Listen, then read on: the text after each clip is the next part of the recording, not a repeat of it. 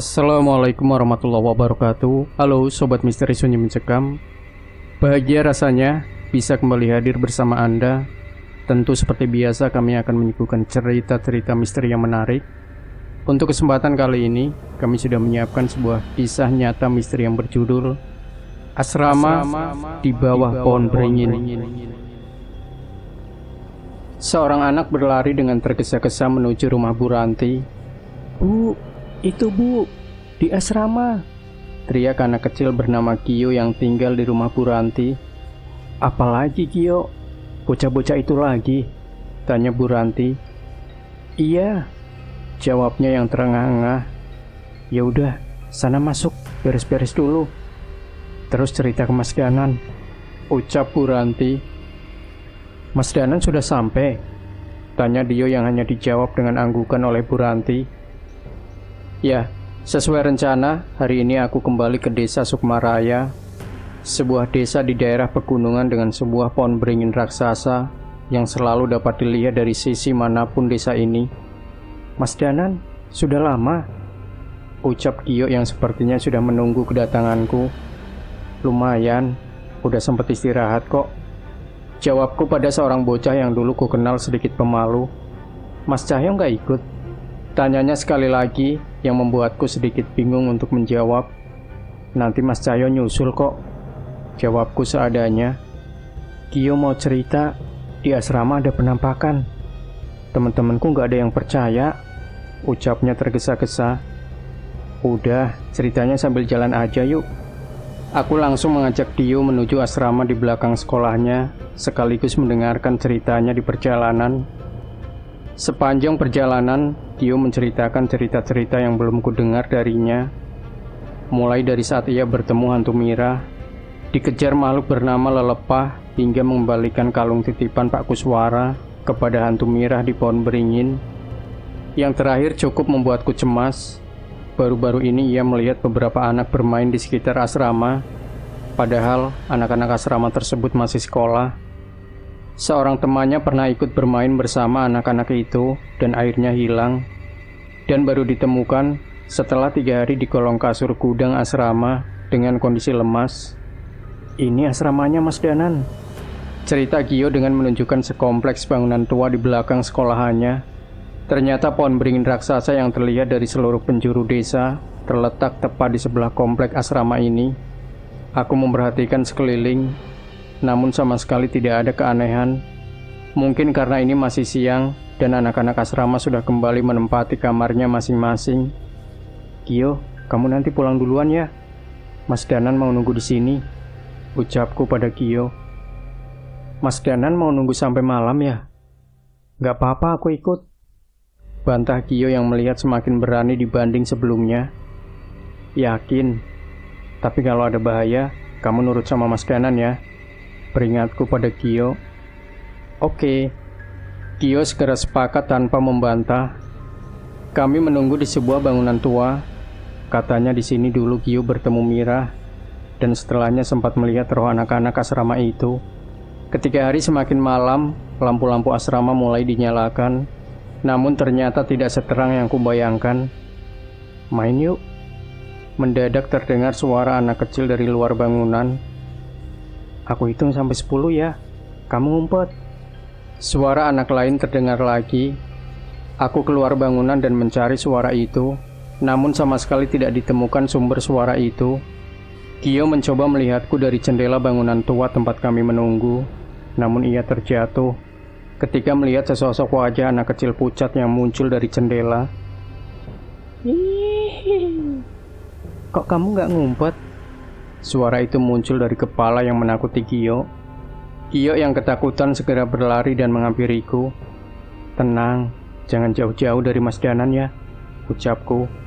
Aku menajamkan pendengaranku. Samar-samar terdengar suara bocah-bocah tanpa wujud yang bermain di seluruh tempat ini. Aku mengikuti suara itu hingga sampai di gudang tempat anak hilang itu ditemukan. Belum sempat masuk ke dalam, dari atas pintu sesosok kepala anak kecil menggantung terbalik dengan darah yang mengucur di hidung menuju dahinya. "Ini persembunyianku, jangan di sini," ucap anak itu. Aku melompat mundur dan menghindarinya. Belum sempat membacakan doa ataupun mantra, roh anak kecil itu sudah menghilang dari pandanganku. Tangan Gio menggenggamku gemetar. Sepertinya kejadian tadi membuat nyalinya cukup ciut. Sabar ya, ternyata susah juga mencari mereka, ucapku pada Gio. Iya, tapi ada satu yang gak pernah pindah-pindah, balas Gio. Maksud kamu? Tanyaku yang penasaran dengan ucapnya.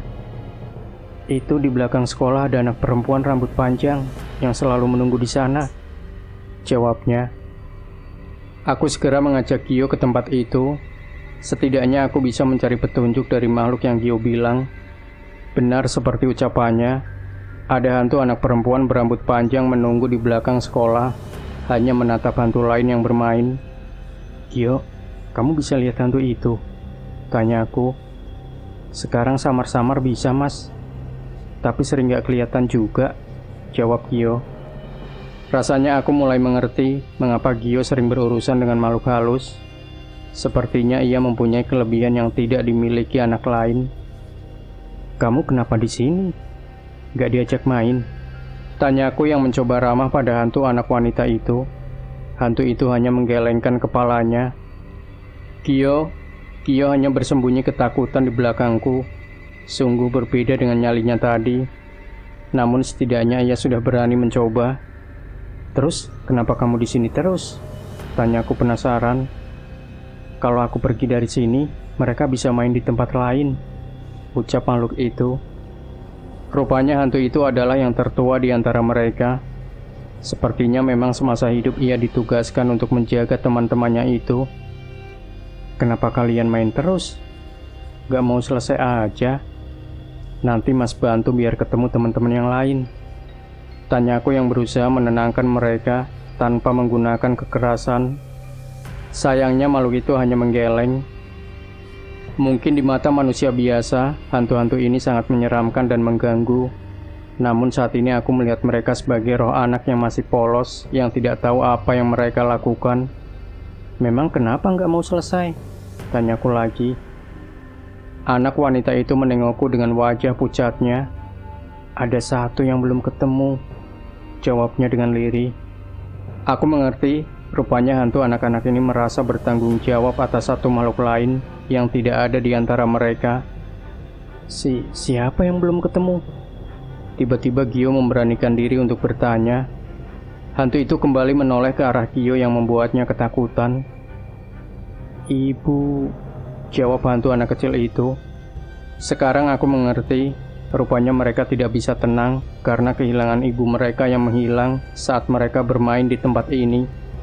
Aku mencoba menanyai makhluk itu, namun tidak ada jawaban lain yang kutemukan.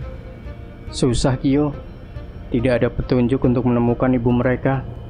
Mungkin Mas Danan harus memakai cara yang lebih keras untuk menenangkan mereka, ucapku pada Gio. Dia menggeleng seolah tidak setuju. Jangan Mas Danan, kasihan mereka, balas anak itu. Lah, tapi katanya kamu takut. Aku heran sama anak ini. Ia terlihat ketakutan. Namun ia tidak tega apabila hantu ini kutenangkan dengan ilmu tenaga dalamku. Dulu hantu di pohon beringin ini pernah cerita kalau Pak Kuswara dan dia pernah ditolong sesosok hantu perempuan di rumah kebun karet. Apa mungkin hantu itu ibu mereka? Tanya Gio padaku. Sebuah cerita yang tidak kusangka terdengar dari seorang anak kecil yang berurusan dengan hantu. Kebun karet? Maksudnya di Imah Leweng? Tanyaku pada Gio. Ia mengangguk. Aku berpikir sejenak sebelum memutuskan untuk pergi ke tempat itu lagi. Sebenarnya aku berniat mengantarkan Gio kembali sebelum memeriksa Imah Leweng. Namun ia tetap ngotot untuk ikut. Mas Danan, pokoknya aku ikut sampai selesai. Saat besar nanti, saya mau menjadi seperti Mas Danan dan Mas Cahyo, yang bisa membantu orang lain. Sekali lagi ucapan anak ini membuatku kagum. Masa lalu yang kelam yang dialami olehku dan Cahyolah yang membuat kami membulatkan tekad untuk memperdalam ilmu batin untuk menolong orang lain. Tapi tidak dengan anak ini. Ia memiliki motivasinya sendiri. Sebuah rumah tua yang terlihat semakin lapuk terlihat di tengah hutan karet. Warga menyebut tempat ini dengan nama Imah Leweng, atau yang berarti rumah hutan. Terlihat ada perkakas sederhana ada di sekitar sini. Sepertinya ini sisa-sisa peninggalan Mbah Wira. Kalau memang masih ada hantu di sini, dia pasti sudah diurusin sama Mbah Wira, ucapku pada Kyo. Tapi cerita dari Mira begitu, Mas, bantah Kyo. Aku mencoba mengingat-ingat selama dulu memasuki bangunan ini. Aku tidak menemukan hantu lain selain anak buah Brakaraswara. Namun ucapan Kyo juga patut dibuktikan. Kami melangkah masuk ke sebuah rumah tua yang gelap dengan bantuan senter yang kubawa. Selangkah demi selangkah, kami memperhatikan ruangan-ruangan yang sudah banyak dirusak oleh rayap. Tidak ada hal mencurigakan di tempat ini, namun Kyo terlihat merinding saat menatap ke arahku. "Kyo, kamu kenapa?" tanya aku yang keheranan. Kali ini tubuhnya benar-benar terlihat ketakutan. Ia menunjuk ke arahku, seolah melihat sesuatu. Aku menoleh ke belakang ke arah tangan Kyo menunjuk, dan ternyata di belakangku sudah terdapat sesosok makhluk dengan rambut panjang menutupi seluruh tubuh. Darah yang hampir tak berhenti mengalir dari matanya. Kyo yang ketakutan berlari sekuat tenaga ke sebuah ruangan yang pernah aku masuki, ruang penumbalan. Aku mengejarnya, khawatir dengan apa yang masih tersisa di sana. Namun hantu itu lebih cepat memasuki ruangan itu. "Pergi!" Suara makhluk itu terdengar mengarah ke Kyo yang meringkuk di pojok ruangan. Melihat hal itu, aku membacakan doa-doa penenang dan ayat suci untuk hantu yang mengejar Kyo itu. Perlahan darah dari matanya menghilang dan wujudnya berubah menjadi seorang wanita tua. Sebuah penglihatan muncul di kepalaku mengenai seorang ibu yang menemani anak-anaknya bermain petak umpet di sore hari. Keluarga ini merupakan pemilik tanah sebenarnya yang digunakan untuk kebun karet. Sebelum sempat menyelesaikan permainannya, orang suruhan juragan kebun karet membakar rumah dan halaman keluarga itu dan menculik ibu dari anak-anak itu. Sama seperti Mira, ibu ini ditumbalkan dan dikuburkan tepat di bawah tempat ini. Ternyata rumah yang disebut Imah Leweng ini memang dibangun untuk menyembunyikan kuburan sang ibu. Jadi benar, hantu ibu itu cuma muncul kalau ada anak kecil yang main ke sini, ucap Kyo. Aku menoleh pada Kyo. "Jadi kamu sudah tahu soal ini?" tanya aku. "Semua anak kecil juga tahu, Mas Danan. Orang tua sering nakutin anak-anak supaya nggak ke sini. Katanya kalau anak kecil main malam-malam ke Imah Leweng, bisa diculik sama hantu nenek-nenek," jawab Kyo yang menjadi sok tahu. Aku menggelengkan kepala melihat tingkahnya. "Ibu, ikut kami ya. Anak-anak ibu udah nungguin," ucapku pada roh wanita itu. Roh ibu itu hanya mengangguk dengan wajah yang tidak lagi menyeramkan. "Berarti ibu ini dan hantu anak-anak di asrama sudah bisa tenang ya, Mas Danan?" tanya Kyo yang terlihat cukup senang. Aku hanya mengangguk. Kami bersiap meninggalkan ruangan itu, namun tiba-tiba langkahku terhenti dengan suara benda yang terjatuh dari atas ruangan itu. Senter kuarahkan ke tengah-tengah ruangan yang masih terdapat bekas coretan lingkaran ritual. Di sana terlihat sebuah benda yang baru saja terjatuh. Sebuah patahan kayu bertuliskan aksara Jawa yang pecah menjadi dua. Aku mengenali dengan jelas benda ini dan mencari ke seluruh sudut ruangan. Ruangan demi ruangan kuperiksa, bahkan hingga keluar Imah Leweng. Namun yang kuharapkan tidak ada di tempat ini. Di satu sisi, aku teringat bagaimana cara kami meninggalkan alam gaib saat melawan Brakaraswara. Pohon beringin. Saat itu kami berlari ke arah pohon beringin tempat Chandramukti dimakamkan. "Mas Danan, kenapa?" tanya Kyo yang semakin bingung dengan tingkahku. "Gak apa-apa Kyo, ayo kita selesaikan misi kita," jawabku yang segera bergegas kembali ke asrama, atau lebih tepatnya ke pohon beringin di sana. "Mas Danan, jangan cepet-cepet, tungguin," keluh Kyo yang melihatku terburu-buru. "Nggak apa-apa, cepetan. Kalau kemalaman bisa dimarahin Bu Ranti." Aku mencoba memberi alasan kepada Kyo, dan ternyata cukup manjur. Ia berjalan semakin cepat mengikutiku. Tak butuh waktu lama, kami sudah sampai ke kompleks sekolah yang jadi satu dengan asrama itu. Aku mencari keberadaan hantu anak wanita berambut panjang tadi, namun tidak kutemukan sama sekali.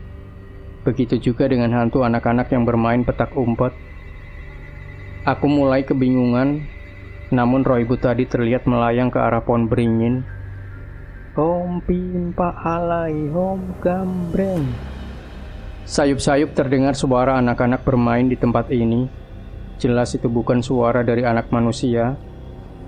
Aku segera berlari menyusul hantu ibu itu dan melihat hantu-hantu anak kecil tadi sedang bermain bersama di bawah pohon beringin bersama satu orang dewasa. Mas Danan, itu Mas Sayo kan? Tanya Gio sambil menunjuk seorang pria yang identik dengan sarung kebanggaannya yang terlilit di bahu. Menyadari kehadiran kami, makhluk bernama Cahyo alias Panjul dengan julukan bocah kete itu segera berdiri dan berlari ke arah kami. Aku tak mampu menahan air mata haru ketika melihat sahabat terbaikku telah kembali. Namun ia pasti sudah menyiapkan ledekannya bila melihat wajahku penuh air mata. Iya Gio, itu Mas Cahyo. Kan Mas Danan udah bilang dia bakal nyusul. Demikian Sobat Misteri Sunyi Mencekam. Tinggalkan komentar Anda, like, share video ini, subscribe channel Sunyi Mencekam. Nantikan kembali cerita-cerita misteri terbaru dari kami. Wassalamualaikum warahmatullahi wabarakatuh.